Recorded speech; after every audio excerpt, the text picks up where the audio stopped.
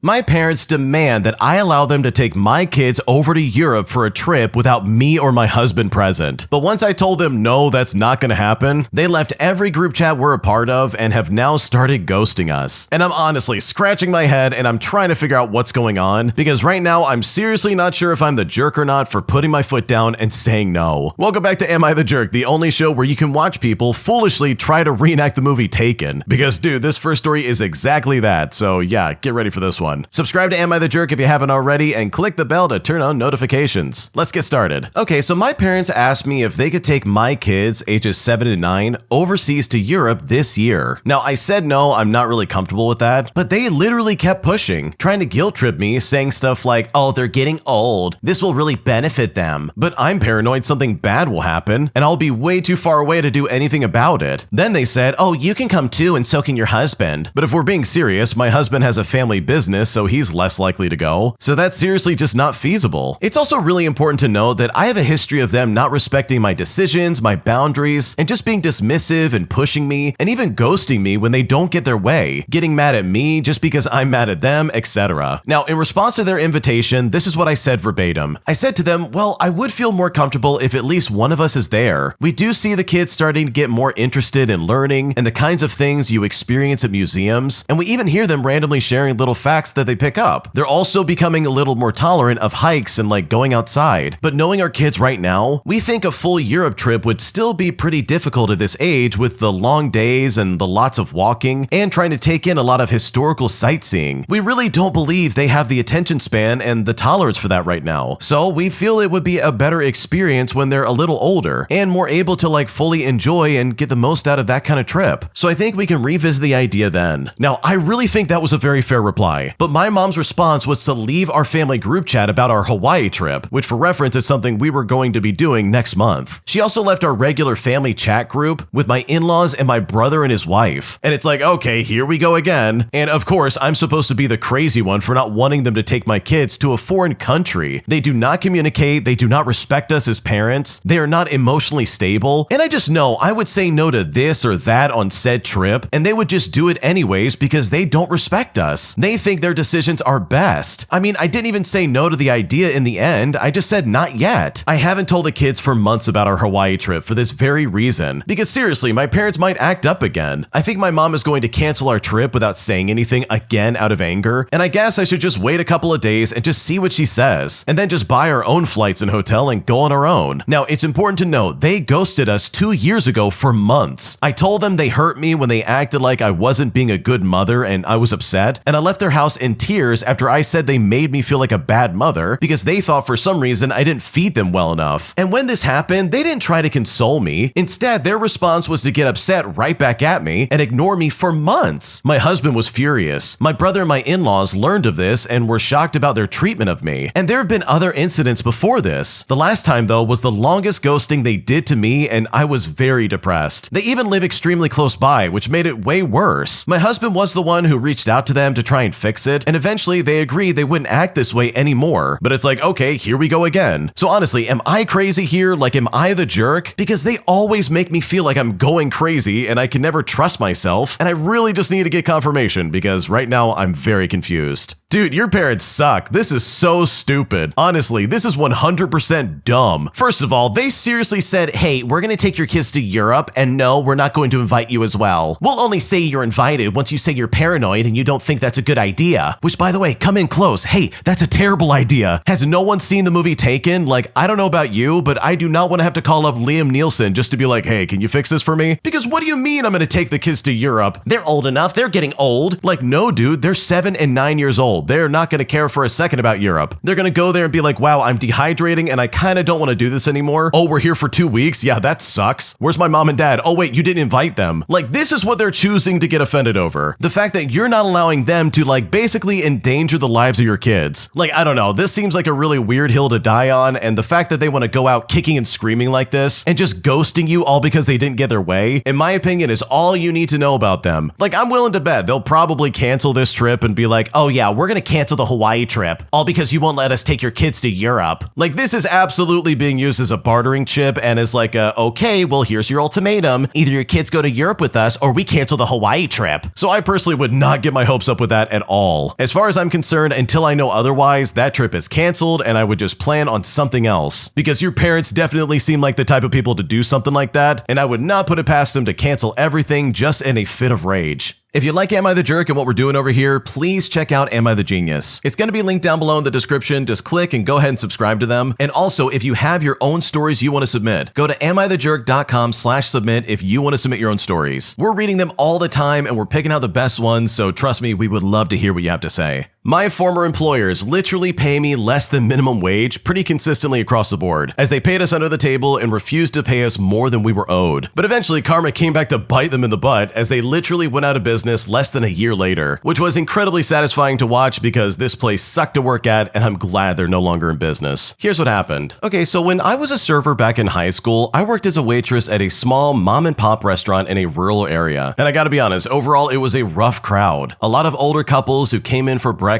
or an early lunch who thought tipping meant leaving a few quarters on the table. But the worst was the owner's adult children. They had 3 and 2 of them were just awful to us. Their son was great. He came in a few times a month with his daughter and they were always super polite, they always paid, and they tipped generously. The owner's first daughter just had bariatric surgery about a month before I started. And on a nearly daily basis, she came into the kitchen to make her pitcher of tea. It was a gallon of tea with 6 cups of sugar. She would fill up a huge tumbler with about half the pitcher, then put the other half back in the server's fridge. I always put a small post-it on the front after she left because that stuff was basically a syrup and I didn't want one of us to accidentally serve it to an unsuspecting customer. A few times a week, she put in a big pizza order and then stand on the kitchen and watch them make it. It was always during the dinner rush and everyone was trying to work around her. But the worst of all of them was their youngest daughter. She came in about twice a week with her 3 kids and always a crowd of friends. And usually there's about 7 of them around a table. And every time they would order a huge amount of food, multiple appetizers, entrees, and desserts. And the kids were super messy. They spilled stuff constantly. And the whole table in general was always super demanding. They often ordered steak and would be very specific on how well done they wanted it, sending it back very often if it wasn't to their liking. And guess what? She never paid a single thing. Literally, a $250 ticket would just be set aside for the owner to explain why the system's till was off. She also never tipped. Not once. She would take up an entire section of the restaurant and whatever server got them was guaranteed to be busting their butt to keep up with demands and pretty much just knew they weren't making money off of any of it. The other waitress I worked with was also super young, probably around 16 years old or something like that, and we always squabbled over who had to take them. That job all around was just the owners taking advantage of young, inexperienced employees. We were paid like maybe $2 an hour, and part of our job was to stay late and clean the place, including the floors and the bathrooms, not to mention hand washing all the dishes. We were also expected to come in early and organize everything we needed for the shift, and this was all for $2 an hour. And of course we were paid in cash under the table, so several nights we almost didn't even hit the minimum wage even with tips. I think I did the math one night and I had averaged like less than $4 an hour for a 7-hour shift. Well, I worked there for about a year before I quit, and they surprisingly went out of business about a year later, which honestly, when I consider everything, was probably for the best. Bro, this is a classic case of like, dude, karma came back to bite them hard. First off, if you're gonna have a business, you need to keep your family in check, especially a restaurant business, dude. Like, what is going on? Just because I work there doesn't mean I'm some kind of like indentured servant or some kind of slave. Like, what's going on, dude? That's so weird. Having your adult children come in and be like, I'm gonna order a pizza and watch you make it. Or even the other kid being like, yeah, I'm gonna rack up a bill of $250. What are you gonna do about it? It's like, dude, no wonder they went out of business. They were literally allowing this crap to happen. Now, maybe I'm a petty jerk here, but if someone was underpaying me and they were paying me under the table, dude, you better believe I would have reported them. Like, this is the time to be like, okay, I'm gonna go to whatever authority I need to and be like, yeah, they're not paying me enough. And then they would get slammed with so many fines that they probably would have been closing way sooner than like a year later. Because bro, I don't care who you are, people can't pay you less than minimum wage. That is literally the law. And they only did that because you guys were young and they're like, oh, you're not gonna make a fuss about it. But I promise you, if you did make a fuss, they would fold like a house of cards, dude. They would go back on this and be like, fine, we'll pay you what you're owed. So yeah, I'm so glad this place closed down and I'm glad you got out of there. I know for a fact I would have not made it a year. Like, I would never work a year at that place. It just would never work out. But at least you can like chalk this up as like a really good silver lining and a good example of what not to do at a job, because these people suck and you deserved way better than that. My entitled neighbor literally uses their dog to steal any food I leave out for strays, which is something me and my wife have been doing for several years now. So, in a weird sequence of events, after complaining to the landlord about this neighbor, I soon discovered that they're now getting evicted. And I simply just can't even understand if I might be the jerk here because I really feel like it's my fault and I'm just not sure what to make of this. And at this point, I don't know what to do. Here's how it all started. Okay, so my wife and I have the questionable habit of feeding strays. We have bird feeders all over our property. We put out cookies for the squirrels and leave food and water in our backyard for any strays that wander by. And the latter is the reason why I'm even writing this in the first place. So I put out a fresh bowl of dry food and a large pan of water every day between 5 and 6 in the evening. I go out every morning and I refill the water bowl and I toss whatever food remains into my yard, usually just crumbs. A week ago, my wife took out some trash and when she returned, she asked me if I'd forgotten to put out food. Well, I walked outside and sure enough, the food bowl was empty. Well, I'm retired, so maybe I just forgot. So I refilled it and I went right back inside. Now, the thing is, it happened every night for the rest of the week. I made a point of double checking before going to bed and the stupid bowl was always empty. Cut to the chase and it turns out that our new neighbor had noticed our habit of leaving food out for strays. So, not wanting to turn down a boon for her budget, she was putting her little dog in a harness and lowering him over the fence separating our yards. Then she'd let out the slack of the rope until he could reach our back porch, let him empty the bowl, and then reel him back in. Once I caught her at it, we had a brief conversation, when in reality, it was just me asking questions at a reasonable volume and her screaming nonsense as a reply. Well, finally, I called her landlord, a friend of a friend, and I asked if he could have a word with her. Just let her know that this is not how to be a good neighbor. Well, he listened to me and what I had to say, and then he said to me, wait, she has a dog? Well, it turns out that he doesn't rent to people with dogs. Apparently, you can own a cat, sure, but no, absolutely, no dogs allowed in his property. Well, the landlord then drove over and caught her with her dog in the living room. And guess what? She now has 30 days to move out. And yeah, I gotta be honest, it's not my finest moment, but how was I supposed to know the guy would do that? So overall, am I the jerk in this situation? Like, did I cause my neighbor to get evicted? Because I don't really know what to make of this. No, I don't think you're the jerk. I think this is one of those scenarios where it's like, yeah, the dominoes just kind of fell towards your neighbor and there's nothing you can do about it. Like, there was clearly a chain of events here where it's like, dude, if they had just like minded their own business, then none of this would have happened. Literally, they could probably still be living there if they had just said, okay, I'm gonna do my own thing and not have my dog, oh, I don't know, Mission Impossible down over the fence and eat all the food. Like, I'm sure they knew when they signed the lease that they're not allowed to have a dog. So the fact that they tried to like pull this off and cause problems for you, only to then get evicted, is quite literally their own fault and not yours. My entitled neighbor knocked on my door in the morning on a Saturday, demanding that I don't park my car in front of my own house because apparently it blocks her view when she backs out of her driveway. But despite the fact that I'm literally not anywhere near her driveway and I'm not blocking it, she still expects me to move my car further up the street so that she doesn't see it. And honestly, I find this incredibly entitled and very annoying. Here's what happened. Okay, for starters, I live on a regular residential street where street parking is public and it is first come, first serve. I have a car and I park it on the street in front of my house basically every day, and I've done this for 2 years with no issue. Well, last Saturday I'm asleep and at about 8 o'clock in the morning, someone is knocking on my door. I open it up and it's my neighbor from across the street, who I will call Linda, who I've maybe spoken to like 4 times in the past 2 years. Well, she launches literally straight into it. She says to me that my car is parked in a way that makes it hard for her to see when she backs out of her driveway. Now, I stood there for a second processing this, and I said to her, okay, but it's public parking. I'm not blocking her driveway or anything.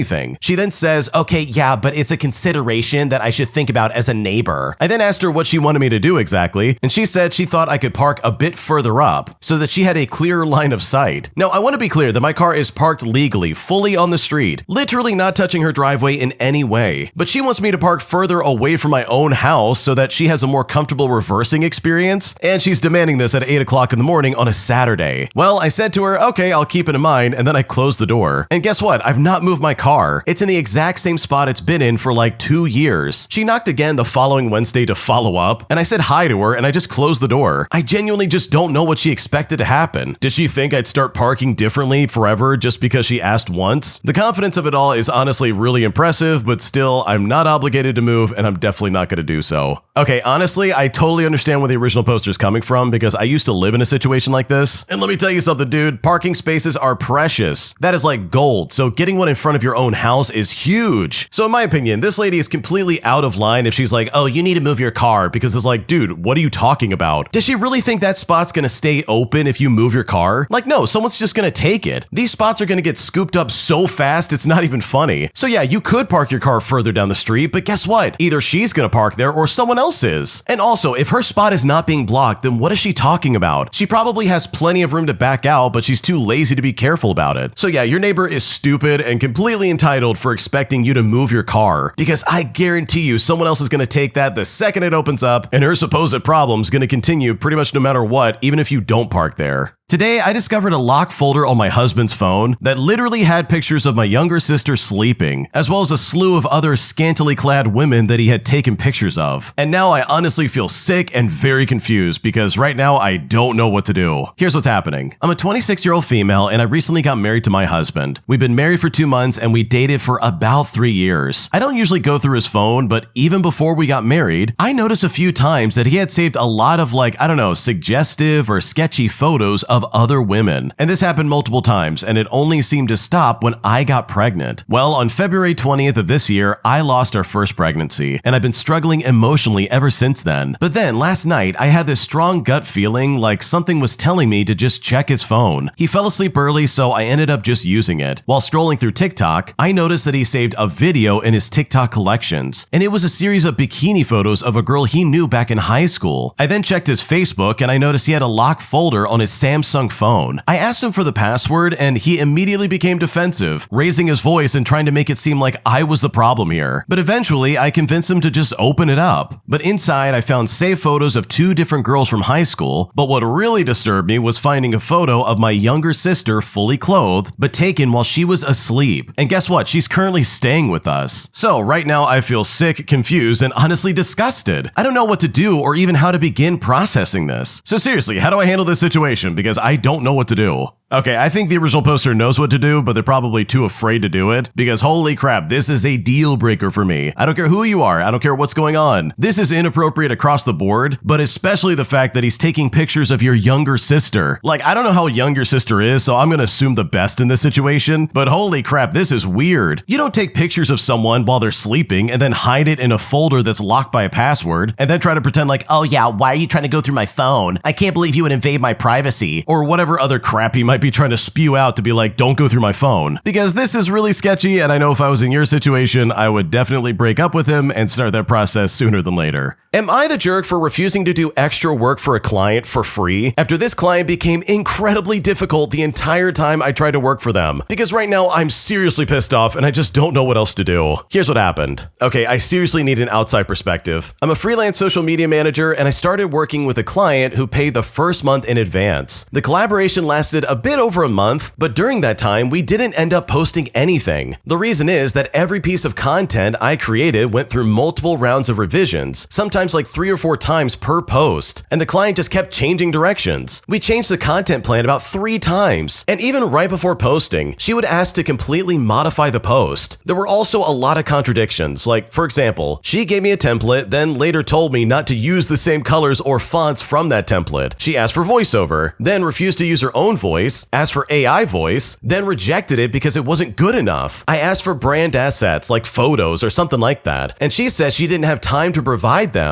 But when I used stock images, she said they were too basic. And when I used AI generated visuals, she said it didn't match the brand. Basically, nothing was ever validated and expectations kept changing. Now that the month is over, she told me we didn't post anything. So finalize the content and post for 1 week. Then we'll evaluate how the audience reacts and decide if we continue working together. And this would mean an extra 1 to 2 weeks basically for free, even though the lack of posting wasn't just on me. So I'm now wondering if I would be the jerk for not wanting to work this extra week for free, all because it comes back to the fact that she's clearly the reason none of this got done. What should I do? Okay, in my opinion, there's no way in the world I would ever put up with this. Like, there are so many red flags about this client right off the bat, it's just not even funny. For starters, she's quite literally contradicting pretty much everything she's doing. And that is so frustrating, dude. Like, seriously, just give me some direction here. Give me something to work with. I literally can't do anything if you're gonna sit there and be like, I'm sorry, you need to do it right, while also never giving you any clear directions, dude. Now, for me personally, I'm not a fan of AI anything. I think that's a terrible precedent to set. But in this case, I kind of understand why the original original poster went that route, because it's like, dude, I literally have no idea what you want. I'm just working with whatever I have and you're giving me nothing. Like, I can only imagine being in the original poster shoes where I'm like, dude, I'm scratching my head. I got nothing to work with here. Like, she's trying to come back 3 or 4 times per post. And I don't know about anyone else, but that seems a bit obnoxious. Like, holy crap, maybe just let it ride first before you like micromanage everything. Like, I don't know. I would almost demand some kind of like further payment if she's gonna sit there and like, I don't know, modify everything that I'm doing, because she's being way too meticulous about it. Like, dude, just let it ride. Let it happen. Post it and see what happens. Like, clearly the original poster knows what they're doing. They have some kind of knowledge about this. Otherwise you wouldn't have been hired for it. But the lady in question, who's like the client, is almost coming off as like suspicious, where she's expecting you to do all this work, but like almost never trusting that it's going to be done right. And that is super obnoxious, dude. I would not want to deal with that. It would almost make me want to like, I don't know, give her money back and be like, okay, go find someone else. I'm not doing this. Because dude, it is not worth it. This is just way too much work for such little payout. So no, I would never work 2 extra weeks for free, all because a client decided to get in the way of me doing my job. I would probably just give her money back and be like, I'm gonna go on to somebody else because I have no time for this. And honestly, I think the original poster should absolutely do the same. My toxic manager is constantly picking on me specifically, as he micromanages me in a way that honestly is so debilitating and so demoralizing. But after finally realizing that he's only doing this to me, I'm honestly at my breaking point, because right now I seriously don't know what to do. Here's what happened. To start things out, I'm a host, and the previous place that I worked did not have takeout, or the host didn't do takeout. It was high volume, so all I did was seating, reservations, and phone calls. My current place basically has the servers rotate whoever does takeout, and it's basically one of those things where if you see it while in the ticket and your section isn't full, then go ahead and take care of it. If a customer walks in for their order and it's still not packed, the host tells the server and they finish up that ticket. Other than weekend nights, we are hardly slammed and we have enough servers, so it still works out. Well, suddenly the manager sends me a long message saying that he wants me to step up on takeout. I always take all the phone calls and I put in the order, but he wants me to pack everything. And he even told the servers not to touch packing takeout. But now suddenly there's 5 tickets unpacked and left alone while I scramble to figure it out. The servers are told to seat people and answer the phone for me as I'm stuck in the back packing takeout. It's like, what is going on right now? The other manager screams at me that I'm doing it wrong, even if I'm doing it right. He says things are missing when they're not. He says hot and cold items should be separated, but then says hot should be on top, but cold should be on the bottom, while also complaining about some items being double bagged and saying, oh, this one should and this one shouldn't. And it's like, what are you doing? He's even waved a bag in front of my face in front of the other manager and staff, and this is because it was a 20 ounce and not a 16 ounce. He would micromanage that I put 2 sauce packets in and not 3, or only 2 utensils and not 4. All dishes should be upright and all takeout with a menu. Now, despite this, I've packed it exactly as he says, like it's a science. But opening up takeout I've packed and stapled to examine for mistakes is absolutely crazy. When I started taking out bags and putting utensils in them, making them ready for orders and to pack, he puts them away and only wants me to start opening a bag when the kitchen finishes everything in that specific order. And it's just so crazy to me. And it would be one thing if it was actually a complex system, but we only have 3 types of bags, 3 types of containers, and 3 types of boxes. So packing our cuisine is essentially a pizza place level easy in terms of packing. Since then, I've actually passed over takeout for months before I know for a fact this special training was only happening to me, and the 2 new servers never got any of it. But every server has forgotten sauces, gotten orders wrong, and made sauce packets rain into these bags. Even the manager himself forgets a drink or a straw. And guess what? They just laugh about these mistakes, and so does he. I'm the only one that got this special training. Last weekend, he told some of the servers to help with a bunch of orders, and some of them forgot sauces, mixed up drinks, and most forgot menus and packed dishes with the bag not upright. And yet, despite all of this, no one was yelled at. The manager even laughed with a server about a drink mix-up. And it's like, what are you talking about? What bothers me most is I don't even touch any of my takeout tips, so I have to deal with all of this while they keep my tips. I also know for a fact that other people in my job before me would just text all day at the stand. One time, he was pissed off that I made a sale by charging people $2 for 2 styrofoam cups of water, saying that you don't need to charge for water. And it's like, okay, so you're anal about counting napkins, but not excited about a sale? And sure, I know it doesn't matter, but still, I'm like, why? Why me? After the bag waving, I ended up tearing up to the chef, who definitely let the managers know, and my hours got cut from 5 days to 2 days. And I don't even want to go to my shifts tomorrow. I don't even know if it's worth talking to the manager that's actually nice to me. And the funny part is that I've had no mix-up or complaints on my takeout orders the past 2 weeks. But honestly, it all just doesn't matter because I don't think I'll ever get respected by these people. So seriously, is it worth talking to the manager that's actually nice to me to see if there's something that can be done? Because right now, I honestly don't know what to do. Okay, honestly, I'm kind of surprised that you're sticking with it and still working there. Seriously, these people suck. They're obviously calling you out on purpose, and for some reason, they're very clearly treating you differently. And no, this is not your fault. Nothing, and I mean nothing that you're doing right now would ever justify this kind of treatment. Like, this guy is so crazy about you figuring out your takeout orders, and yet even still, the servers can mess up and they don't get anything. And my God, trust me when I say this, I've been there. I've been with awful managers who treat me like garbage and yet seem to laugh and joke with everybody else. And you're just kind of left sitting there like, wait, what did I do? I didn't do anything. Because from the sounds of it, you're a good worker. You're trying to find the most optimal way to get things done, and this guy's literally just crapping on you. So sure, you could talk to your manager, but in my opinion, I think you absolutely should find another job, because this place doesn't sound like it's gonna get better anytime soon. If you like Am I the Jerk, you're probably going to love Am I the Genius. Check it out, link down below in the description. Also, go to amithejerk.com/submit if you would like to submit your own stories. Nobody in my life seems to like my boyfriend, and now I'm second guessing our entire relationship because right now I seriously don't know what to do. Here's what happened. So my boyfriend and I have been dating for just a little bit over a year. We met at my workplace and moved in together last July. Because of a financial situation, I had to move in with him even though I didn't quite feel ready. Now, things were good when we first met. I mean, the guy is a little strange, but I knew that from the start and I appreciated it. We had the same sense of humor and got along, and that's all that really mattered to me. I like having someone who's different than me to converse with. Now, to preface this, when my boyfriend is around me, he's either very shut in playing games or excited to show me little Instagram memes and affection. However, when he began to meet my friends and family, he wouldn't put in any effort. He would sit in the corner awkwardly silent, and it would pique everybody's interest. They either thought that we were fighting or that he was upset. My friends, family, and I played it off at first, and we thought, hey, maybe he's just super introverted. I never believed in love at first sight. So even though we started in a good place, and I wasn't sure if I want to marry him, I thought that we would learn, grow together, and get better. Well, instead, our relationship has gone very downhill. Our differences have started to become unbearable to me. He is constantly quiet and reserved, and it comes off like he's pissed off 24/7. Although he always denies being upset, it's so hard to relate and talk to him when I'm very extroverted and he's being extremely quiet and introverted. Lately, I've had multiple of my friends express that they think he doesn't like them, and this is all because of the way he acts. And apparently, it seems that they don't want to be around him either. My family has asked me multiple times, are you sure about this one? Which is disheartening to me because I value their opinions a lot. Yesterday was my birthday dinner, and my best friend brought a guy that she is talking to. Well, today she confided in me that her guy was worried that my boyfriend was racist simply because of the way he was acting and not trying to converse. The guy said he tried hard to talk to my boyfriend, but he just literally wouldn't engage. Now, this really upset me because my boyfriend is definitely not like that, but always has this awful attitude. Everyone around my life that cares for me is expressing that they aren't sure about him for me because we are so different. And usually I would not care, but it's starting to change my attitude towards him. I'm so scared to tell him that I don't have feelings anymore and want to separate because having differences doesn't feel like a valid reason to break up. Well, last month I tried to tell him that I want to live separately when our lease ends because living alone is something I value, and I was practically forced to move in with him due to finances. Well, when I said that, he cried and said he wouldn't have anywhere to go if I moved out. So I just settled it by having different bedrooms in the same house when we move out. Now, I know where this story ends and the obvious solution is to break up, but I don't know how to navigate it and I don't want to hurt him. I know I have to, but I have a huge problem with tense situations like these. I'm so avoidant to hurt him that I contemplated moving back home as an excuse to break up with him, but I realized that would just ruin everything that I have going for me right now. What should I do? Okay, first and foremost, it doesn't sound like this guy's putting any effort into your relationship. Sure, he's excited to be around you, but around family, I mean, my God, this guy's not even trying. And also, I think you need to realize that no matter how you go about this situation, you will hurt him, whether you break up with him softly or just by ripping the band-aid off. Like, this guy's probably gonna cry and be really upset, but at the end of the day, you said it. You said, hey, I might not want to be with this guy anymore, and in my opinion, if you really feel that way, then that's a big red flag that this probably is not right for you. So yeah, the situation sucks, but I think you do need to do what's best for you, because from the sounds of it, this does not sound ideal, and I don't blame you for having second thoughts. My grandmother is constantly trying to control my life, and with my birthday trip coming up around the corner, I'm worried that she might try to do it again, because right now I really don't know what to do. Here's what happened. Okay, so I need some help on how to handle my grandmother, who I suspect is trying to control my life, because I'm honestly getting so fed up with her behavior, and so is my family. Me, my parents, and one of my brothers have a hearing impairment and severe disabilities, but even still, we are very independent. I left the nest when I was just 19 years old, and I live alone in my own flat. And in these 6 years, my confidence and independence increased with the help of support workers. And I even started recently traveling to different places around the United Kingdom. My grandma had been part of my life since I was born, and I always thought of her as a mother figure, so my childhood always seemed normal. But when I was 17 years old, I was forced to stay with her for a while. Everything seemed fine at the beginning, but then I noticed some red flags while I was staying there. For example, she tells me to change into something else just because she didn't like it, or to wait at the bus station to pick me up, even though I didn't ask her to, and even calls me when I'm running late home. Well, I couldn't take it anymore, and I ran away and went back to my parents after I was found. The whole thing traumatized me so much. I suffered from severe anxiety, had some really dark thoughts, and refused to see her or contact her for a year. Recently, she started controlling and withholding info from the family too. For example, when Dad told her about an extension planned for the family house after the paperwork was completed and signed, she had the audacity to phone the council for further information, but she was denied this due to confidentiality reasons, and instead she got scolded. Another example is the pregnancy of my step-cousin, and she didn't tell us about it until after the baby was born. Also, she didn't tell my dad about my great-uncle's death until after the funeral. And on top of that, my aunt's marriage is something she didn't tell my dad about until just a week before the wedding. She also doesn't like my mom, and would often leave her out of cards and presents, which she finds very upsetting. She treats her other 3 children and my cousins differently from us, and allows them to live their own lives. However, she hasn't seen one of them for 3 years, and is still moaning about it, even though he does see his granddad a lot. As for me, she once criticized me about the condition of my flat, tried to steer me away from my granddad's funeral on my mom's side, because I had an exam on that day, and showed concerns about my well-being at university, despite being happy about it when I first told her about it. I am planning a trip to Scotland, and I will be staying there for 3 weeks. Because of her nature and her pride high enough to not apologize even once, as well as just make excuses and criticize us, I originally planned to not tell her, but she seemed to have a tradition where she FaceTimes me to sing happy birthday every year, and I find it really annoying now, and I've told her many times to stop. And because the trip is on my birthday, she will eventually know about this. I don't want her to make me upset or try to ruin my plans in any way, so I want to find a way to say to her that she can't control my life, and if she can't accept that I'm an adult now, then I can't trust her with my life anymore. I now call her or see her less frequently because I'm getting really fed up now, and so does my dad. I already have mental health issues, and this would just make me more upset. So right now I'm super frustrated, and I really just don't want to deal with her any longer. Yeah, I can understand where you're coming from. This does sound super obnoxious, because what you're describing really does sound super controlling. But I think the strategy that you're going with, where you're like kind of slowly fading out of like any kind of communication, especially on a more detailed manner, like that in my opinion might be the best change that you need. Sometimes an information diet really will go a long way in showing people that, hey, I don't like you nearly as much as you think I do. So hopefully this all works out, and hopefully your birthday isn't ruined by your grandma, because considering the way she's treated you in the past, I think that you deserve to celebrate that day without her being present to try and take away from it. Am I the jerk for trying to have a conversation with my friend about whether or not they found a ride for us to go to and from the airport? Because right now I'm being called disrespectful, and at this point I really don't know what to do. Here's what happened. Okay, so about 3 weeks ago, we booked a vacation, and my friend said that their mother will take us to and from the airport, so we shouldn't bother paying to park the car at the airport, as they also didn't want to spend the money doing that. Because of this, I told other people in our party to make their own travel arrangements, and they have done so without any kind of issue. A week passes by, and I asked my friend if this is all sorted out for sure, with our way to and from the airport being figured out. Well, they then came back to me saying that they hadn't even asked yet, but that they will do that soon. Because of this, I made arrangements for a family member to take us to the airport, and I left my friend to figure out a way back. Now, because we're tight on time, I've said that my friend needs to meet me at my house, and that we'll travel from there. And this is fine, but now I'm being told that the ride they've planned back from the airport stops once we arrive at their house. I didn't drive, and now 6 days out from the vacation, I'm having to find more travel arrangements back from their home. And I've said that this is silly and unfair, as they originally said rides were sorted and didn't want to pay for parking. But apparently, because I've asked if we could head to the airport from my house, it's disrespectful of me to assume that I'd have a ride home. And I've paid for the ride to the airport as my family member asked for fuel. Their ride back doesn't want fuel, but now I'll likely have to pay anyone else to give me a ride home. So seriously, am I the jerk in this situation? I don't feel like I am, but perhaps maybe I'm looking at this weirdly. I mean, they did say that we'd have rides sorted out, but we never had any. So it's honestly been such a mess ever since then. What should I do? Oh my gosh, I hate situations like this because seriously, you're not asking a lot from this friend. Like, the least they can do is at least follow through with what they were saying they were going to do. So if they're the one that initiated and said, oh, don't worry guys, I'll take care of the ride situation, and then slowly but surely that turns out to be a complete lie, then my God, don't ever use them for anything ever again. They're clearly not reliable and they absolutely will leave you high and dry. So no, you're not the jerk and you definitely were not being disrespectful, because the way this friend acted, in my opinion, was completely out of line. My entitled extended family is furious with me and my partner after we decided to have no children at our wedding, as they are all now freaking out on us and making this into a bigger deal than it definitely needs to be. And at this point, I'm wondering if we are the jerk or if we're somehow justified for doing things the way that we want. Here's what happened. Okay, so we set a no children rule for our wedding. We're having a small wedding with maybe 100 close friends and family, and it's one where you wear a black tie, there will be an open bar, and there's gonna be a big band. We've been clear on this rule from the beginning of our wedding planning, and we communicated this a year prior to our wedding when we sent out the save the dates. For context, we're in our mid-20s, and none of our close friends are married or even thinking about children. Our family friends are all 60 plus years old too, so their children are grown up. Since then, we've had to flex our rule to include our 4-year-old niece and our 2-year-old nephew as a flower girl and page boy, but they will be accompanied by their nanny who will take them home right afterwards. Before sending out the official invites, we thought that it would be courteous to let other family members know that we are sticking to our no children rule. However, this has caused major backlash. A cousin claims that they see the groom as a brother and is sending nasty long messages about how she's upset, isn't sleeping, can't believe we don't see her child in the same way we see our niece and nephew, refusing to attend our wedding, trying to say, oh, I'll bring her to the ceremony only and then I'll leave. But regardless of what's happening, we've held our stance on no means no. On top of this, the aunt is also sending long messages about how the entire side of the family is upset. The child in question isn't just another child, but should be considered part of our immediate family, and that the dead uncle would be so disappointed with our decision. Before my fiance and I were engaged, this side of the family hated my fiance as she is from a different religion. They gave her years of awful treatment and tried to break us up. And you know what? They haven't apologized, and my fiance has moved on from the past. We didn't think a no child rule would be so controversial, but now we're getting nasty stuff from this side of the family about the no child rule. So seriously, are we the jerks for enforcing this? Because right now we don't know what to do. No, you didn't do anything wrong. These people are so weird. You literally told them a year ago that you don't want kids at your wedding. How is that hard to understand? Like, seriously, it would not take that much to find a babysitter and just have the kids babysat for this one ceremony. These people are also acting like you did this on purpose just in spite of them, when in reality, this is just how you want your wedding done. And I think you have every right to treat your wedding any way that you want. So yeah, you didn't do anything wrong. These people suck. And the fact that they're guilt tripping you, in my opinion, is incredibly toxic. My entitled mom is pressuring me to introduce my boyfriend to her, despite the fact that I really don't want to do that. Because after a lifetime of having her judge literally everybody in my life, from friends to partners, I'm now extremely hesitant to share this partner with her, as I don't want her to criticize them in the way that she's done to others in the past. Here's what happened. Firstly, I would just like to say that I genuinely do love my mom. She supported me in almost everything, was there for me during my recent hard times, so I do not hate her, nor do I have any reason to. Now, for a bit of background, I'm 22 years old and I'm about to turn 23, but ever since I was little, I was very shamed for everything by my family, namely my looks, what I enjoyed to eat, when I would get sweat stains on my shirt, my private journal that they found, my toys, etc. And this is including my mom, and I feel like I grew up to be extremely private and secretive, avoiding any chance to get shamed again at all cost, by rarely, if ever, sharing details about my personal life and what I like. My mom has a habit of judging people extremely harsh and always finding a flaw in somebody. We could be walking on the street and a gorgeous girl could be passing us by, and if I mentioned to her, wow, she's pretty, she would say something like, yeah, I don't know, her thighs are kind of big, and her hair is so thin, and her dress is ugly. The worst part is that she does it to my friends as well. I'll show show her a group picture and she'll start judging every single thing about everybody in that picture. She will make mean remarks to the face of my closest friends that she had met plenty of times, such as mentioning so many times how wrong a certain makeup looks on my friend's face. I still live with her, even though my biggest wish since I was a teenager has been to move out, but I simply can't afford that right now because I am a student. Because of this, I had always hidden every boy I've dated from my parents, especially from my mom. When she did find out about somebody, she wouldn't hesitate to completely destroy him as much as she could to my face. He could be the most gorgeous guy, and she would always overly point out every small thing that she finds as a flaw. When she won't point out his looks, she'll find the smallest detail about their personality, over-exaggerate it, and make it seem like they're such a loser. Now, with that in mind, I have been dating my current boyfriend for a year and a half now. She found out about this when we were 2 months into our relationship, and ever since then, she mentions how he's impolite and rude for not coming to meet her. It's not like he's a complete stranger to her, as my brother and him were friends for many years, and they often hang out in the same group of friends. After a couple of months, while still constantly pressuring me, I mentioned to her that I don't view meeting the parents as necessary right now, that I am old enough to decide my life with someone for myself, and if I were to get to the point of being engaged with somebody, then yes, surely she would meet them. Well, when I said this, she got very angry and said that this is not normal, that she will always need to meet them way before it gets to that point, that she finds it rude of me to hide them from her. Now, I did not elaborate on why I'm doing it, but she did not stop complaining about not having met him. But I simply do not want to hear her harsh, rude, and aggressive judging about my partner, which is the exact same thing she did with every partner or friend from the past. I don't want to give her the opportunity to mock anything about him to his face. So seriously, am I in the wrong here? Is it really that wrong to wait for things to be serious like an engagement until someone gets to meet my parents? Because right now, I honestly don't know what to do. Okay, honestly, based on what you described, I don't blame you for doing things the way that you're doing it right now. Your mom sounds obnoxious, and it sounds like she really wants to insult everything about your life. Like she really just doesn't want you to have anybody in your life. So seriously, I don't blame you for a second for being like, wait, you are not getting involved in this, because your mom sounds incredibly judgmental in a way that is completely inappropriate. My entitled mother loses her mind after I raise the rent on my house by $3, as she says she's going to take me to court and then they will give my house over to her. And right now I'm honestly blown away and I seriously don't know what to do. Here's what happened. I bought a small starter home during the housing market crash completely by myself. I lived there for the better part of a decade before buying a larger home with my now husband. My parents really wanted to live there because it was small and easy to maintain. They have foreclosed in the past, so there's no way they would be capable of someone giving them a mortgage. Also, my dad is retired and my mom doesn't work. Now, they wanted to rent from me for a discounted rent they paid off the mortgage for with an over six-figure inheritance my parents got. So a lease was written explaining that it was a prepayment of rent and their rent would be only the taxes and insurance, and they would pay $350 a month. And basically, that price would only go up when taxes or insurance was going up as well. We signed the lease with all the other typical stuff in it and had it notarized, and that's how it's been for a while now. So just to be clear, I'm not making a dime off this house. Fast forward, and I recently told them the rent would go up by $3, and yes, $3, all because of a slight increase in the insurance. And when my mother heard this, she lost her mind, claiming that I'm a money-hungry jerk, and that she was going to rip out everything that she did for this house, claiming that I owe her and that I can't evict her because it's her house. She's not responsible for the insurance. Insurance hasn't been raised in over a decade, and I'm trying to make her pay my personal homeowner's insurance. She then said that a court will show me that and that they will give her my house. Now, we have a notarized lease. They are listed as tenants, and I'm the only one on the deed. My father even demanded the bill so he could see if I'm ripping them off. Also, this house is a commutable distance from Manhattan, so a studio apartment around here is like $1,500. This is a house with a large yard for their dog. I mean, I can easily get $2,000 for this house, even before they moved in. I sent them copies of the taxes and insurance showing only their address. And for the record, I'm charging them discounted taxes. I told them to add and divide by 12 and told my mother to talk to a lawyer so they can slap them straight. I guess my father agreed with me because she's now divorcing my father. So right now, everything's a mess and I seriously don't know what to do. Before we go any further, the original poster has an update that they would like to share. Here's what they had to say. First of all, I want to thank everybody for all their comments. I was mainly just venting because I was very upset after the exchange, and I have been dealing with some health issues. So it's just a range of emotions right now. I keep getting a lot of the same questions. So to clarify a few things, they have lived there for 4 years now. My mom has always been entitled and an alcoholic, and I mainly did this for my father so he can get a chance to retire after having heart surgery when he worked a physically demanding job for over 36 6 years. They asked to rent the house and pay it off as a prepayment of mortgage, so the only big bill monthly was their health insurance. I had a few others interested in renting my house, so I did not ask them for this. They also did not co-sign on the mortgage or help with the down payment. Their name is not on my house or the deed. There have been rent increases in the past due to the taxes and insurance going up, and there was never any issue before this. Now, my husband's dad unfortunately passed away without getting to enjoy his retirement, and his inheritance helped pay for the down payment on our new house. Now, when it comes to my mom, she has a history of putting crap on me, and I guess $3 is the line in the sand. I started paying $200 a week after I graduated high school until I moved out at 20 years old. I also worked about 65 hours a week on top of school just to do this. And yeah, shockingly enough, they foreclosed when I moved out. I then stupidly put her on my phone plan and basically paid her phone for 2 years until the contract ended because she only paid me for 3 months out of those 2 years. She promised money for my wedding and never delivered. They didn't pay for college, they never stepped up for clothing or school expenses when I was 16, all because apparently I had a job. And I know this is all a red flag parade, but I trusted my dad more than her, I guess. And I really thought I was doing a good thing. I also want to keep this house because I love it, and I want to move back one day, or even allow my children to live there when they go to college. But either way, this is incredibly messy, and hopefully this all works out in the end. Yeah, your mom sounds super toxic, and I really can see why your dad's getting a divorce. She freaked out over a $3 difference, and she's basically living there scot-free. Like seriously, this is close to Manhattan, and the original poster's not wrong. They could have easily been making thousands of dollars off of this house every month just by renting it to somebody else besides the parents. So yes, your mom is super entitled, and hopefully this works out sooner than later. If you like Am I the Jerk, you're probably going to love Am I the Genius. Check it out, link down below in the description. Also, go to amithejerk.com/submit if you would like to submit your own stories. My entitled friend has been guilt-tripping me and manipulating me for years, making me her doormat in ways that honestly made me super uncomfortable. But now, as a result, I've decided to cut her off, even though that process has honestly been a living nightmare. Here's what happened. Okay, so I'm a 25-year-old female and I'm child-free, so maybe there's some aspect of parenthood that I'm just completely missing here. My friend, who we will call Stacy, had her first baby about 9 months ago, who we will call Haley. Stacy and I had some tension brewing in our friendship since she was pregnant. In the past, my time and energy had been very much available to Stacy. At times, I felt that she took advantage of my empathy and my willingness to bend over backwards for her. She lived about an hour away and was always in some form of drama or crisis, so I drove up to be with her nearly every single weekend. And the times when I told her that I couldn't, for one reason or another, she would beg and usually guilt trip me with things like, "Oh, I'm just in such a dark place right now. I don't know what I'll do if I'm alone. I really need this right now." She also did a lot of passive-aggressive shutting down from conversation when she didn't get what she wanted, leading me to always give in and put my own needs on the side. And you know what? This went on for years. I eventually grew tired of this pattern and I started therapy, where I learned to set healthy boundaries, speak up, and prioritize myself when it was important. These changes led to me basically cutting the weekends that I spent with her in half. I was in the process of buying a house, starting a new job and a master's program, on top of some other family issues. I knew that she saw the change in our friendship and wasn't happy about it, but I thought that with time she would understand and adjust. But the thing is, she never did, and insinuated that I changed because I didn't support her pregnancy, or because my partner was manipulating me into not spending time with her. I explained to her many times that this wasn't the case, and that I'm doing all that I can to be there for her. Things came to a head when I had a health scare. I told her about it, and the next day she tried to call me. I was on the phone with someone else and I simply couldn't answer, but I texted her immediately after to let her know and make sure that everything was okay. Well, she once again got super upset because I didn't answer right away, and at this point, I had had it. On the very rare occasion that I asked for support from her, she had to make it all about herself. I didn't usually call her out, but this time I did. I told her I didn't understand why she had an attitude. She said, "Thanks for making me cry," and then didn't respond to me for over a month. Then, when she finally did, she didn't even ask about my health. She didn't apologize or even bother explaining. She instead accused me of using her daughter as a pawn by not acknowledging her. She said that Haley didn't deserve absolutely no effort just because her and I were in a fight, and that it was so messed up that I would add Haley into the equation. And at this point, I'm so confused. Haley had nothing to do with the fight, and Stacy was the one who had ignored me for over a month. And it's like, what was I supposed to do in this scenario? I can't text a 9-month-old or just show up at their house. I'm genuinely so lost, and at this point, I seriously don't know what to do. Before we go any further, the original poster has an update that they would like to share. Here's what they had to say. Okay, for a bit of further context, Stacy and I have been friends for over a decade, and I have long speculated that Stacy's behavior stems from her past traumas and mental health. This is a huge reason I could never bring myself to abandon her or criticize the way she copes with life, albeit unhealthy. Although I can empathize with her experience and care about her deeply, everybody who commented really helped me see that with no end in sight, it's not a sustainable friendship for me to continue. So I decided to be brutally honest with Stacy, and of course things ended in flames. I explained that her using Haley to guilt trip me was manipulative and crossed the line, and that it is reflective of her behavior towards me throughout our friendship. I have done my best to be a good friend, but find it impossible to meet the expectations that she has for me that she doesn't seem to apply to herself. I initially said I needed some distance from her, but her response was even worse than I imagined possible, and the situation is now irredeemable. Some of my favorite lines were her saying, "It is all about me and my family. Get that through your stupid head." As well as her saying, "If you don't want to be my doormat, don't let the door hit you on the way out." As well as letting me know what other people say about me behind my back, and that I was meant to be Haley's godmother, but apparently she couldn't bring herself to ask me because of what an absent friend I was. Well, now as a result, she's been blocked. I'm devastated and honestly relieved, even though I know I'm not totally blameless for remaining silent and letting resentment build up for so long. Wow, Stacy is a massive piece of garbage. Like the fact that she tried to bring her daughter into this and be like, "Wow, you're mistreating my daughter by not paying attention to her." And it's like, wait a second, your daughter has nothing to do with our fight. And the fact that she did that, in my opinion, shows that her old tactics are no longer working, so she had to come up with something new so that she could still try to like get one over on you. So seriously, I am really glad that you cut this lady off and you got her out of your life, because her behavior, in my opinion, is honestly unbelievably toxic. Am I the jerk for snapping at my significant other after she wakes me up at 3 in the morning claiming that somebody's in the attic? And despite the fact that I proved that no one else is in our house, she still went off on a tangent, forcing me to snap back on her in a way that she clearly didn't like. And now I feel like I'm in a lot of trouble and I seriously don't know what to do. Here's what happened. Okay, to start things off, I was woken up at 3 in the morning by a jumpy significant other telling me there is someone in the attic. So I get up rubbing my eyes and I check the hatch, which is closed. There's also no ladder present below the hatch, which means no one got in there from the hatch. I put my ladder there and I check the attic, but it's empty. I hear something running on the roof at this point and it's probably just a cat. When I get down, my significant other is panicking, asking me what I saw, but I tell her nothing is in the attic. Something might be on the roof, possibly. She then wants to call the police and is asking me 100 questions. I then ask her to wait while I check it out to try and settle her down. I then circle the house twice while shining a bright torch over the roof, and I still don't see anything there. I get inside the house and I explain I went around the house twice shining the torch on the roof, and there is nobody there. But it's then that I'm bombarded with so many questions. She was saying stuff like, "Who was it then? Who could it have been? What were they doing on the roof? How could they have even gotten up there?" And despite the fact that I kept saying that no one was there, no one was up there, and that I don't even know if someone was there, she said to me, "How do you not know? At least take a guess." I then said, "I don't think anyone was there. It was probably just a cat running around." She then says that I need to go speak with the neighbors to see if they saw something while she calls the cops. But I responded back by saying I'm not going to wake the neighbors up at 3 in the morning and you are not calling the cops. Just go to bed. She then looked at me and said, "No, you need to go speak with the neighbors because you don't know anything. You don't know who it was, what they were doing, or how they got up there." I then responded by saying, "Listen, I don't know who was there. I literally cannot know this. I don't know what they were doing there, and I cannot know that either. And I don't know how they could have gotten up there. If you want to ask hypothetically, then maybe they flew there. They parachuted off a plane and landed there. Or hey, maybe it was Spider-Man. I just don't know because I can't know. I've walked around the house and I found nothing. Do you really think me waking the neighbor up will somehow solve the mystery even though he knows less than us?" Well, after I said that, she's now pissed off at me, saying that it was a stressful situation and that I should have been cooperative and understanding of her feelings, but instead I was a real jerk. But no matter which way I look at it, I really can't think about where I went wrong because I'm not really in the best of moods at 3 o'clock in the morning. So seriously, am I the jerk here? Because right now I'm not sure what to do. Okay, your girlfriend's either crazy or just completely out of her mind on some kind of substance. Because who would seriously wake up at 3 in the morning and be like, "Oh, someone's in the attic. We need to wake up the neighbors and solve this mystery." It's like, no lady, we need to go back to bed. This is crazy. Because I really think the original poster's right. There is literally no evidence or any reason to drag your neighbors into this, especially at 3 in the morning. That is a stupid idea and it's only going to make things worse. So no, the original poster is definitely not at fault here. They literally checked everything that could possibly be making noise, and they know for a fact that whatever that noise was, it wasn't anything that's on their house. And honestly, the fact that his girlfriend's pissed off at him still is not only incredibly stupid, but also very petty. My lazy coworker has been putting me behind on my work for far too long, so I decided to set a trap, catching this guy in the act of not doing his job, eventually leading to him getting fired altogether. Here's what happened. Okay, a few years ago, ago, I worked at a hospital in the environmental services where I gathered up the accumulated trash and medical waste to be disposed of. It wasn't a fun job and worked well for someone like me with ADHD, as this involved lots of walking. I could usually get lots of the hospital clear by my lunch break, as we worked in pairs to clear the building, but everything switched up once a new guy came in. For the sake of the story, we'll call him Ben. He seemed nice, but soon things began to go downhill. I showed up for work one day and the bins were overflowing, and then the next 2 days were the same situation. I would have so much garbage being accumulated that I wouldn't be halfway done with my section by lunch, and I would then have no time to get the medical waste taken out. I complained multiple times to management, who also, by the way, were getting heat for the piling up of waste. We all suspected Ben wasn't doing his job, but we couldn't find proof, and he honestly was a pretty good liar. So it was then that I decided to set a trap. One Friday, I saw that the bin in one area was overflowing, and that particular wing of the hospital would be closed on the weekends, so the trash wouldn't change. I then went ahead and took a photo of the bin, and I left it there unattended, knowing that Ben would be working the weekend. I then came in on Monday and I checked the same bin, and I saw it was exactly the same. I then took another photo and I showed my boss. Well, within minutes, she was calling Ben into the office and confronted him. He tried his usual lies, but when I showed the evidence, he just sat there stone-faced. It turns out that he spent most of his days hiding in the hospital and messing around on his phone. He was then fired and blackballed from all the departments of the hospital, and it honestly felt really good knowing that I'm the one that did him in. There's literally nothing worse in life than having to deal with someone else with your job, especially when that person is not doing their job. And Ben in this story is the classic case of a lazy coworker who is literally making your life a living nightmare. Like, you need him to do his share of the work, otherwise you're gonna be screwed. Like, because he's not doing what he needs to do, he is literally making your life a living nightmare. And that is so unfair for you. Like, seriously, that's not fair at all. So truly, good for you for getting this revenge on this guy, because I know if I was in your shoes, I would have done the exact same thing. Am I the jerk for telling my sister-in-law to get over herself and to stop trying to one-up us when it comes to our baby? Because right now, I fear that I've pissed everybody off, and at this point, I don't know what to do. Here's what happened. Okay, to start things out, my wife and her sister got pregnant at around the same time. The babies are the first of a new generation on their side of the family, so everyone was really excited. My sister-in-law was further along, but my wife ended up giving birth on week 32. On top of that, she had some complications that had her hospitalized. And then eventually, my nephew was born 2 weeks later at full term. Well, apparently, my sister-in-law was resenting having her thunder stolen and felt like she and her new baby weren't getting enough attention. She keeps making these comments like she's trying to one-up us. First, she was saying how sorry she was that my wife missed the golden hour, all because they had to take our son to the ICU. Now, this really upset my wife, since during her hospitalization, she was often too sick to visit the ICU, and she's already feeling crappy about missing that skin-to-skin contact with the baby on those first few weeks. After we started to bring our son to family gatherings, my sister-in-law started comparing the boys, saying how much bigger and more alert her son looks compared to ours, and how he hit more milestones. Well, fast forward to last weekend, and we had lunch at my in-laws' place. And my wife and I were excited to tell everyone that our son laughed for the first time earlier that day. My mother-in-law and father-in-law were having a good time watching the video when my sister-in-law made another comment about how her son did that a month ago. Now, I don't know why that was the last straw, but I just about had it. I told my sister-in-law that she's pathetic for trying to one-up a freaking baby, that her full-term son wasn't special for being more developed than mine, and that she needs to get over not giving birth to the first grandbaby. Well, needless to say, this ruined lunch, and my wife's family is very pissed off. And sure, I will admit I was harsh with my words and tone, and this was the first time I confronted her family like this. Up until now, we would each handle our own relatives, but these comments upset my wife and they really pissed me off. So seriously, am I the jerk for being so harsh and not staying in my own lane, especially after the comments my sister-in-law made? Because right now, I don't know what to do. Okay, honestly, I don't blame you for a second for stepping up and saying something. The original poster actually clarified and said that their wife was happy that they said something because this was completely out of line. And seriously, this honestly could not be more obvious that this was exactly what she was trying to do. She was trying to make her baby look better than yours, and it's like, seriously, give it a rest. So no, I don't think you're the jerk at all, because this lady's comments were completely out of line. An entitled department head tries to get me fired after I follow his orders exactly as he described them, leaving him in a terrible state while he was trying to travel to and from work. Here's what happened. Back before cell phones and TSA checkpoints, I was working as an administrative assistant. Someone we will call Ray was my department head, and he had a great sense of humor. When I was hired on, Ray made sure I understood that I worked for him. Even though I would do some office-wide work, he was my boss. Now, someone we will call Clint was in charge of another department in our office. Flying from our office to a satellite office for a day or two was common for people in in both departments, and I was in charge of making standard pre-approved travel arrangements. If someone needed to change unexpectedly, they were supposed to handle those themselves. But Clint seemed unable to understand that. At some point, Clint decided that he wanted to cut travel cost. He wanted the lowest possible fare and lowest possible rate for his department. And for reference, the lowest possible fares were always at 5 o'clock in the morning outbound and 11 o'clock p.m. return flights. But even then, Clint simply didn't care. A couple of weeks into this policy, Clint is to be headed to the satellite office for some in-person meetings. And so I say to myself, okay, game on. Lowest possible fare and lowest possible rate. Well, Clint left at 5 o'clock in the morning for a flight. The lowest rate car rental company didn't keep their cars available at the airport. Clint had to take the shuttle to their off-site location to pick up his car. Sadly for Clint, the shuttle didn't start running until 8 o'clock, when his first meeting was scheduled to start. Now, the client refused to reschedule that day, but agreed to the next morning. And at some point, it dawned on Clint that he either had to fly home and back or get a room for the night. Well, he chose to get a room, and of course he called me. And so I followed the protocol. One lowest possible rate room coming right up. Unsurprisingly, that room didn't have security on site like he was used to, but it did have little multi-leg friends if his complaints were true. The next morning, Clint headed out, only to discover that his car had been broken into overnight. The police took their time arriving, and by the time they were done, Clint had missed his meeting again. Somehow, Clint got the client to reschedule again, and he decided to take the flight home and back the next day. Now, of course, I was kind enough to remember the lowest possible fare rule, so Clint was booked on the 11 o'clock p.m. flights home and 5 o'clock in the morning return, even though his meeting was midday. This time, the lowest rate car was at the airport, so Clint got to skip the shuttle this time. Now, at that point, Clint's policy of having the lowest possible fare had already cost the company at least double what a normal trip would have been, not to mention all the time I had spent calling hotels, motels, and car rental companies. The next day, he's on the 5 o'clock a.m. flight and makes it to his meeting, and I don't know when he realized that he didn't want the lowest possible fare at 11 o'clock p.m. I do know, though, that he decided to take the more expensive, earlier flight home both days, and somehow he discovered that he could change that himself. Well, the next time I saw Clint, he tried to fire me, but of course, too bad so sad, because I work for Ray, who knew about the entire thing and was laughing the entire time as well. Clint was furious, but there wasn't anything that he could do. The company would back up Ray, and Ray was backing up me. Clint then changed the room rate policy because of his experience, but refused to rescind the lowest fare and the lowest rental rate policy. Well, that was until accounting let slip that not only had Clint figured out how to take the higher price earlier flight, but he also figured out an upgrade seat as well. Clint then found himself with an entire department intentionally missing their 5 a.m. flights and rebooking for the more expensive 8 o'clock a.m., which somehow only had upgraded seats available every time. Rental car reservations were missed, and more expensive cars were rented. Meetings that were previously in the office were somehow only available after hours. So as a result, clients were taken to dinner. Dinner included alcohol, so rooms were booked at hotels closest to the restaurants, and returning flights scheduled for the next day. Well, less than a month later, all lowest price policies were rescinded. I was allowed to book normally again, and the missed flights, upgraded seats, and fancy hotels disappeared. Dinner meetings remained but decreased dramatically, and when I left, Clint's reputation still had not recovered. Man, I can't stand people like Clint who make a policy change and then get pissed off when you follow through with it. Like seriously, this guy tried to get you fired for following his orders. So truly, I love the fact that you and the rest of your coworkers pretty much banded together and made this guy look like a complete fool, because managers like this, in my opinion, have no business being in a leadership position in the slightest. An entitled psycho school teacher loudly brags that she intentionally mistreats her kids in her classroom, stating that she enjoys their suffering and that she wants them to be miserable in the same way that she was when she was younger. But after hearing this for far too long, I decided to get some revenge by taking this Karen down in a way that she truly will never forget. Here's what happened. So we've all had those teachers that take their problems out on us, and this story is how I indirectly shamed one of the worst I've publicly encountered. A few years back, I was traveling with my family, and we were taking a bus to our next stop. My mom, an amazing teacher of over 20 years, was sitting next to me, calmly reading and not paying much attention. There was a mother and daughter pair seated directly behind us, probably in their mid-50s and late 20s. My phone battery was already low, and I didn't want it to die, so I was staring out the window, people watching. It's then that I couldn't help but overhear the loud conversation between the ladies behind me, and I soon realized that they were both teachers. While the daughter seemed like a decent person, the mother was ranting about how much she hated her students and how happy it made her to torture them. For context, I guess the kids were around 12 to 13 years old. For example, if you turn in anything, namely a test, homework, or classwork, even 1 second late, regardless of the reason, she would only give 70% as the maximum grade that you could could get. Apparently she wanted it lower, but administration would get suspicious. And if you ask a question she doesn't like, you get shamed in front of the entire class. She also had a running list on the wall tracking how many homework assignments each student missed, with snarky comments coming along with them. And of course, she would hide it when administration came by. Also, one student missed a few weeks of classes for a death in the family, and she told the whole school it was because he's dramatic and lazy. She also admitted to slapping at least 7 students and was only caught once, while also instigating fights in student friend groups just for entertainment. Now, I heard all of this for over a 45-minute period, and the mother seemed so disgustingly proud. The daughter kept trying to tell her how wrong it was to treat students like that, but the mom just laughed and called her stupid and naive. This idiot talked about how school was a nightmare for her growing up, so she wants these kids to suffer just as much, if not more. She even said it was the best kind of therapy. Now, I was appalled to say the least. Who in the world treats kids like that and then insults their actual child when called out for it? I never heard names or identifiers to report it officially, so I started thinking, and for once in my life, I had an idea that would make my usual problem of complaining the perfect solution for this situation. And it's then that I decided to set it in motion. So I texted my mom something along the lines of, "The woman behind us is a teacher and she is a jerk. I'm gonna go on a rant and I need you to go along with it. Close your book when you're ready." As soon as she saw the text message, she looked at me and smiled. It was time. I then started going on a long, loud rant about a professor at my college that treated the students so poorly. I then listed examples similar to the one this jerk said, with minor tweaks and changes, all the while talking about how much of a negative impact it had on us personally and academically. I whined about how she takes her hate and insecurities out on us and how miserable everybody is because she's just an overgrown bully on a power trip. I mentioned that even the other professors avoid her because they're so disgusted by how she treats us. I then ended it by saying I love my amazing teacher mom, and I know she would never do any of those things, because what kind of loser takes out their frustration on kids? And you know what? My mom played along perfectly, and we changed the subject right after that. And you know what? I didn't hear a peep from behind us the rest of the ride. It was amazing to loudly complain about her in this metaphorical way. All the things she was proud of, I exposed as awful things to do. And you know what? They really were. And by the way, this was all on a crowded bus with at least an hour left to our destination. My mom wasn't pressed when she got the details later, and I wanted to say something to the daughter afterwards, but I felt bad that she got caught in the crossfire. But when the bus finally arrived, they shuffled off with incredible speed, leading me to believe that they definitely learned their lesson. Oh, I love this so much because I cannot stand teachers who do this. And yes, the original poster's correct. I've run into nightmare teachers like this before, and it's one of those where you